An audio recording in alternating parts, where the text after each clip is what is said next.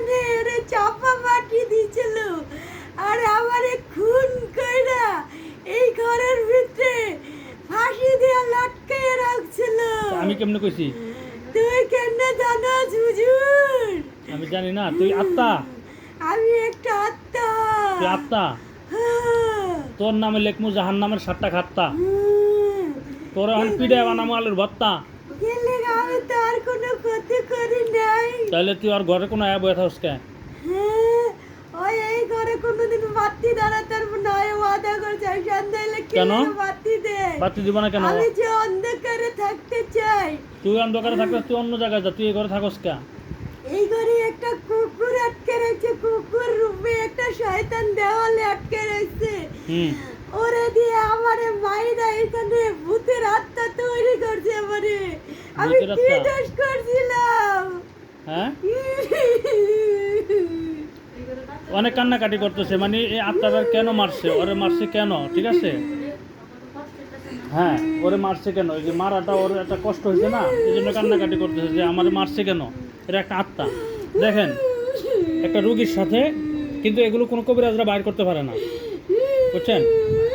আর আমার যতটুকু ধারণা আছে যে এখানে একটা আত্মা আছে, বুঝছেন? মানুষ মাইরে রাখছে, ফাঁসি দিয়ে মারছে, মাইরে এখানে রাখছে। এটা আমি আগে বললাম না? ওই যে ওরা জিজ্ঞাসা করেন আমার কথা ঠিক আছে কিনা। আমার কথা কি ঠিক আছে? আচ্ছা, তোমাকে কেন মারা হয়েছে? ওরে মারছে। আমি প্রেম করতাম একটা মায়ের সাথে। ওর গোপনে বিয়ে করছিলাম। হ্যাঁ, ওনার ফ্যামিলি আমারে এক শয়তান জিনের মাধ্যমে আটকে এই ঘরের ভিতরে। এই যে এই শয়তান এই দেওয়ালে বন্দি আছে। হ্যাঁ, আটকাইছে কে? ওই ওর মায়া পক্ষ আমারে আটকে এই ঘরের ভিতরে অত্যাচার করে মেয়ের পক্ষ? মারছে। মেয়ে পক্ষ। তুমি কি ছেলে?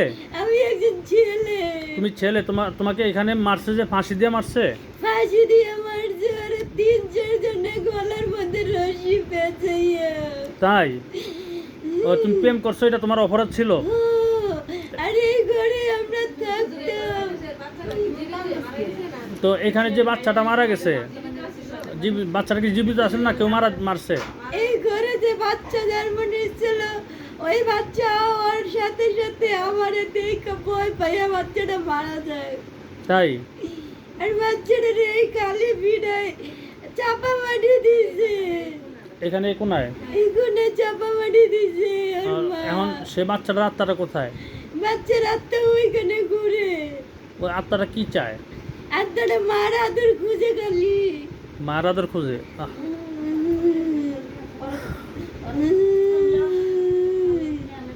মানে মায়ের আদর পায় না সে, না?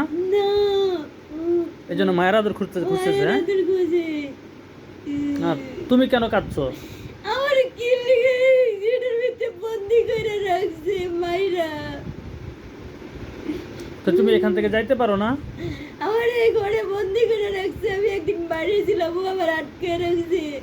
ও, আমি ওরে ভয় দেখেছিলাম, ওর সাথে শুয়েছিলাম। আমার অনেক আচ্ছা, সুন্দর রূপ। ও মেয়েটা কোথায় যে মেয়ের সাথে প্রেম করতা? ওই মেয়েরে বিয়া দিয়ে দিছে। কোন জায়গায় বিয়ে কইতে পারো? এটা আমি জানি না, তবে বাংলাদেশের বাইরে।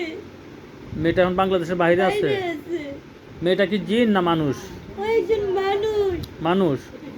ও, তুমি তো মানুষ আছিলা। আমিও মানুষ আছিলাম। তো তোমার মারার কারণে তুমি ভূত হয়ে গেছো, ভূত হয়ে গেছি। আত্মা হয়ে গেছো, হ্যাঁ? আত্মা হয়ে গেছি। হ্যাঁ। কিন্তু এই মেয়েটা আমার দেখে আলাইছে। একদিন আমি ওর পাশে শুয়ে আছিলাম, কিন্তু আমি এই ঘরের থেকে মুক্তি পাওয়ার জন্য বাইরে এসেছি। সবাই ভয় পেয়ে মধ্যে খুব আবার এই ঘরে আটকেছে। এখন তুমি কি চাও তুমি বাঁচতে? আমি বাঁচতে চাই। তুমি কি মেয়েটার কোনো ক্ষতি করছো? আমি কোনো ক্ষতি করিনি। ওরে আমি ভয় দেখেছিলাম, কিন্তু আমার বাবা ডাকছে তাই ওর আর কোনো ক্ষতি করতে পারি নাই। আচ্ছা, ঠিক আছে, তুমি যদি বাঁচতে চাও আমার সাথে কথা দাও যে কখনো কোনো মানবের অথবা কোনো মাখলুকের কোনো ক্ষতি করবা না। ঠিক আছে, আমি কারো ক্ষতি করবো না। তুমি কিন্তু একমাত্র যে আল্লাহ সৃষ্টি করছে তোমাকে, সে আল্লাহর ইবাদতে মশগুল হয়ে যাবা। হ্যাঁ? তুমি কি হিন্দু না মুসলমান? আমি মুসলমান। তোমার নাম কি? আমার নাম ছিল মোহাম্মদ সাইফুল। ওই ছেলেটার নাম কি মোহাম্মদ সাইফুল ছিল? সাইফুল ছিল। ও, তুমি তার ছায়ার সাথে চলতা, তার আসিফ, হ্যাঁ? হ্যাঁ, আত্মা। আত্মা। হ্যাঁ, আচ্ছা আচ্ছা। এখন তোমার দুঃখ কি ওই মেয়েটাকে পাওয়ার জন্য? না, কিন্তু ওর আমার মারলো, আমার আত্মা তৈরি করলো কি লিগে? আমি তো একটা মানুষ ছিলাম। তোমার না মারলে যদি ওরা যদি বলতো যে মেয়েটাকে ছাইরা যাইতে, তুমি যাইতা? যেতাম যদি আমার জীবনটা ভিক্ষা দিত। ও জীবন ভিক্ষা চাইছো তুমি? চাইছি কিন্তু কিন্তু দেয় নাই? দেয় নাই। চিন্তা করেন, জীবন ভিক্ষা চাওয়ার পরও কেমনে মানুষ এরকম মানে ফাঁসি দিয়ে মারতে পারে? এই ওর কথা- বাড়িটা তখন নতুন তৈরি করছিল, তখন আমি তাহলে এই কি- বাড়িতে ভাড়া ছিলাম। এই বাড়ি কি অভিশপ্ত বাড়ি তাহলে? এইটা অভিশপ্ত বাড়ি।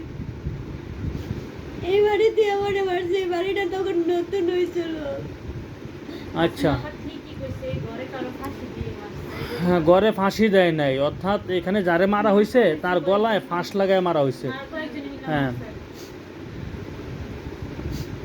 দেখেন তাহলে মানে একটা আত্মা সে বাঁচার জন্য অনেক আকুতি মিনতি করছে। এবং মোহাম্মদ সাইফুল ছিল, হ্যাঁ, এই ছেলেটা একটা মেয়ের সাথে প্রেম করত। ওই মেয়েটার আত্মীয় স্বজন যারা ছিল ওরা মনে করেন এই ছেলেটাকে, এই যে মোহাম্মদ সাইফুল নামের ছেলেটাকে এখানে বন্দি করে, এই ঘরের এখানে এই জায়গাটার মধ্যে। হ্যাঁ, বন্দি করে ওকে মারে, এমনকি মারছে তো মারছেই, শেষ পর্যন্ত ওরে মানে হত্যা করছে। কেমনে? ওর গলার মধ্যে গামছা বা রশি যে কোনো একটা জিনিস দিয়ে ফাঁস লাগায় ওরে হত্যা করছে। হত্যা করার কারণে ওই এখন সে মানুষ থেকে কি হয়ে গেছে, আত্মা হয়ে গেছে। আত্মা হয়ে সে এখান থেকে মুক্তি পাইতে চায়, কিন্তু তাহাকে কেউ ছাড়ায় নাই। এখন আমার সাথে আইসা ধরা দিছে, কিন্তু যেটা কখনো কোনো কবিরাজের দ্বারা সম্ভব হয়নি। ঠিক আছে, আলহামদুলিল্লাহ, আল্লাহর কাছে শুকরিয়া আদায় করি। আল্লাহ তাআলা আমাদেরকে সব বিষয়ে জানাইছে। আমি ওনাকে তোমাকে আমি মুক্তি করে দিতে চাই। তুমি মুক্তি হবে? আমি মুক্তি হইতে চাই। যদি মুক্তি হও তুমি কাহারও কোনো ক্ষতি করবে না তো? কারোর কোনো ক্ষতি করো না। সত্য কথা? সত্য কথা। এই বাড়ির কাহারও ক্ষতি করবে না তো? না, যদি কোনোদিন ক্ষতি করি তাহলে আপনি বুঝতে পারবেন, তখন আমি বিচার কইরা দিয়ে